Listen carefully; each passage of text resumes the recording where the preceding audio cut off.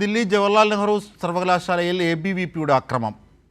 Vice ചാൻസലറുടെ ജാത്യധിക്ഷേപ പരാമർശത്തിനെതിരെ പ്രതിഷേധിച്ച വിദ്യാർത്ഥികൾക്ക് നേരെയായിരുന്നു അതിക്രമം. അക്രമത്തിൽ 20ഓളം വിദ്യാർത്ഥികൾക്ക് ഗുരുതര പരിക്ക്. വൈസ് ചാൻസലർ ശാന്തിശ്രീ പണ്ഡിറ്റിന്റെ രാജി ആവശ്യപ്പെട്ടുകൊണ്ട് ഇടതുപക്ഷ വിദ്യാർത്ഥി യൂണിയന്റെ നേതൃത്വത്തിൽ വിദ്യാർത്ഥികൾ പങ്കെടുത്ത പ്രതിഷേധ പ്രകടനത്തിന് നേരെയാണ് ABVP ആക്രമണം അയച്ചുവിട്ടത്.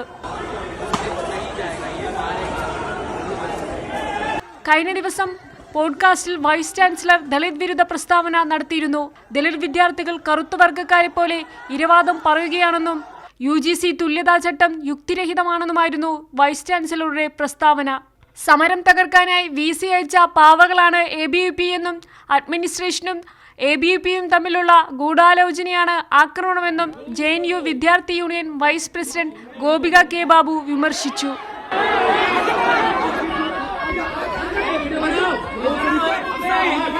Almost 20 students in a serious injury only due to stone pelting and brick pelting ഉണ്ടായി. ജാതീയ അധിക്ഷേപം നടത്തുന്നതും ബ്രാഹ്മണിക്കൽ കാസ്റ്റസ്റ്റ് ആയിട്ടുള്ള സ്ലർസ് യൂസ് ചെയ്യുന്നതും നമ്മൾ ഓപ്പൺലി ത്രെറ്റൻ ചെയ്ത് നിങ്ങളുടെ റൂമിൽ വന്ന് അടിക്കുന്നു പറയുന്ന വീഡിയോസ് നമ്മൾ ഓൾറെഡി സർക്കുലേറ്റ് ചെയ്ത് കഴിഞ്ഞു.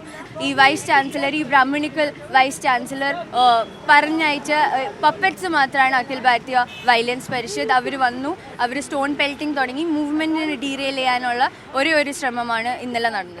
ക്യാമ്പസിലെ നിരീക്ഷണ സംവിധാനങ്ങൾക്കെതിരെ പ്രതിഷേധിച്ച യൂണിയൻ ഭാരവാഹികളുടെ സസ്പെൻഷൻ പിൻവലിക്കണമെന്നാവശ്യപ്പെട്ട് ദിവസങ്ങളായി വിദ്യാർത്ഥികൾ ക്യാമ്പസിൽ സമരം നടത്തിവരികയാണ്.